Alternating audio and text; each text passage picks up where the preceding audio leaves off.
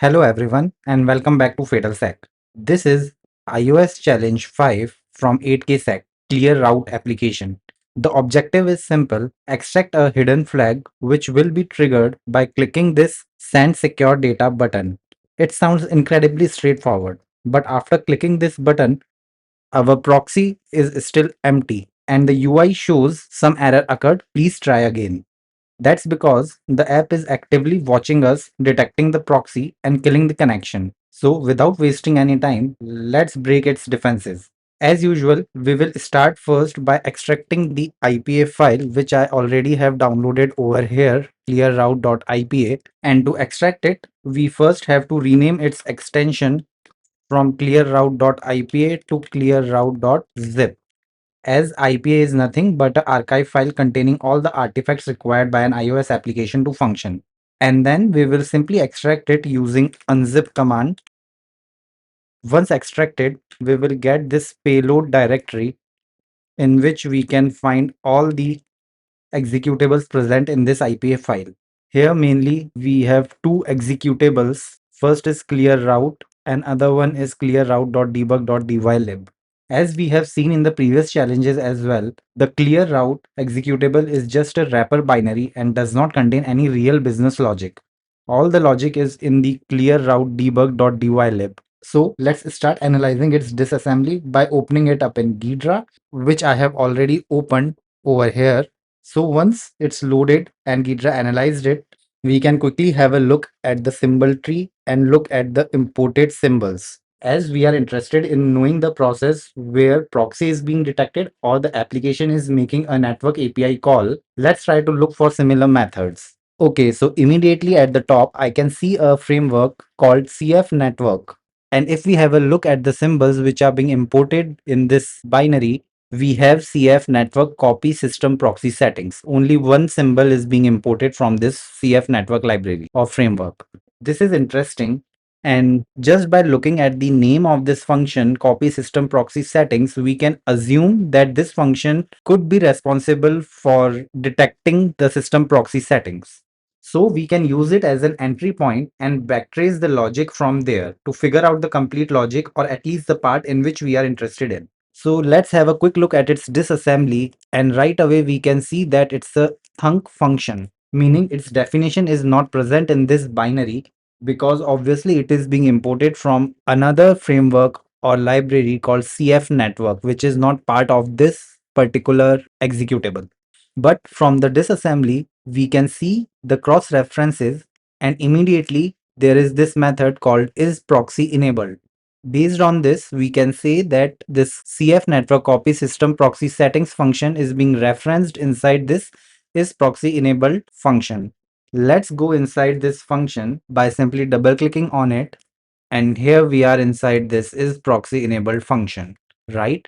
And for simplicity, let's have a look at the decompiled code instead of the disassembly to understand this function. Okay, so one thing to observe is that this function returns a boolean type, right? And it takes single argument. So this is important to note. And obviously, by looking at the naming convention, is proxy enabled means it will either return true or false, right? Based on whether the proxy is enabled on the system or not.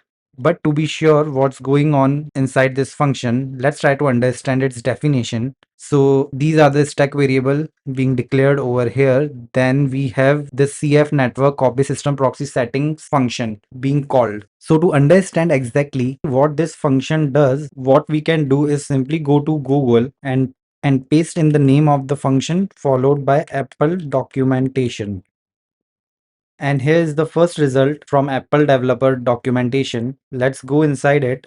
And here we can see what this function does. It returns a CF dictionary containing the current system-wide internet proxy settings. What it means is that if any proxy is configured on your device, this function will return that configuration inside a dictionary, right? And the dictionary contains key value pairs that represent the current internet proxy settings, like I just said, and the keys in the dictionary are defined inside this global proxy settings constant. So obviously a dictionary is like a key value pair, right? Each value is associated with a specific key, and what those keys are that are defined inside this document. Let's go inside it.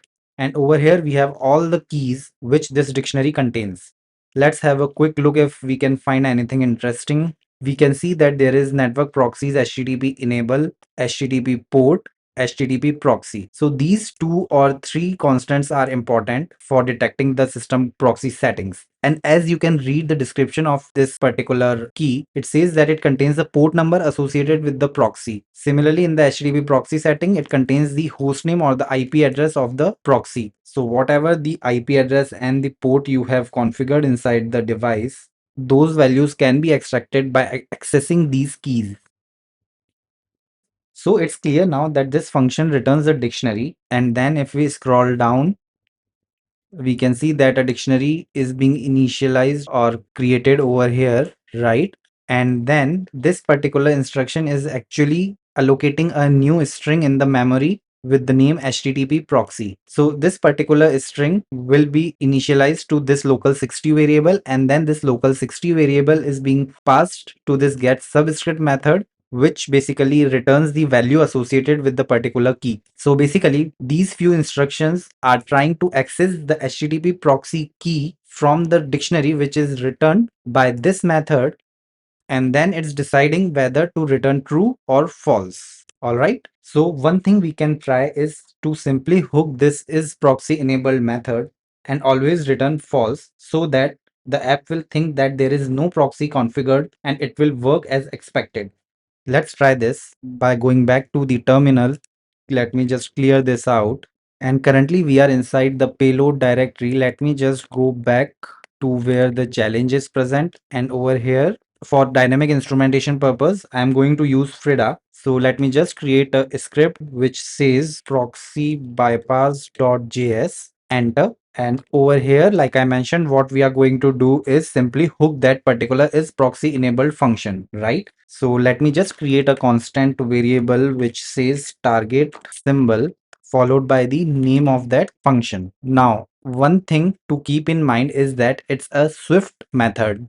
Okay, and you can see that it also says Swift Boolean return type, and by looking at these double colons, we can say that it's a Swift method. And the thing with Swift is that when the binary gets compiled, all the Swift symbols or functions gets mangled. Means the name you are looking over here is actually a simplified version of what is actually present in the binary after compilation. And the actual name of this function is this one, underscore dollar s10 clear route 11 content view and so on. So this is actually mangled, so we have to use exactly this name and not just is proxy enabled.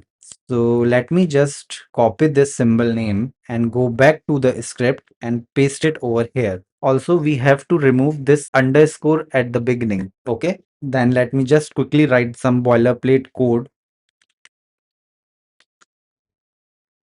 All right, now inside this set immediate function, since we have the target symbol name, I need to find its address where it is located in the memory once the application gets loaded, right? So for that, I am going to create this constant address variable, and using Frida's module dot find global export by name API, I can find the address of this symbol in the memory. And this API or this find global export by name method takes one argument, which is the target symbol. All right, then let me just put a null check just in case Frida fails to find the address for this function.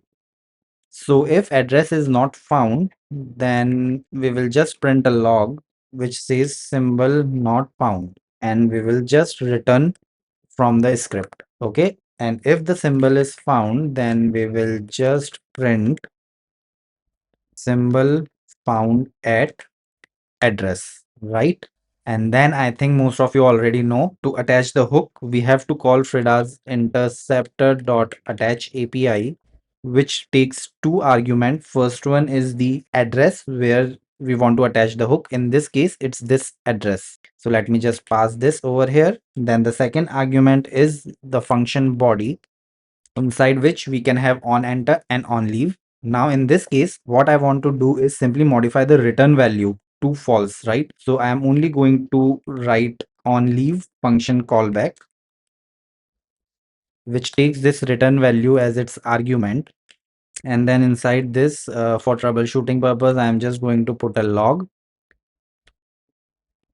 where I will print the original return value, which is inside this return value argument. And by default, this return value prints in hex form. So I'm just going to convert it to int using int32 method. Okay, then to modify the return value, I'm going to use return value dot replace. Then I'm going to replace it with 0. As you know, 0 means false, right? So now the return value will always contain 0 or false. And then again, I'm just going to put a log which says bypassed.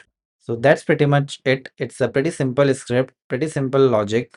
All we had to do was to figure out where exactly the check is present, right? So let's just save this script and let me quickly enable my Python virtual environment where I have Frida installed, which is inside FatalSec virtual environment bin activate.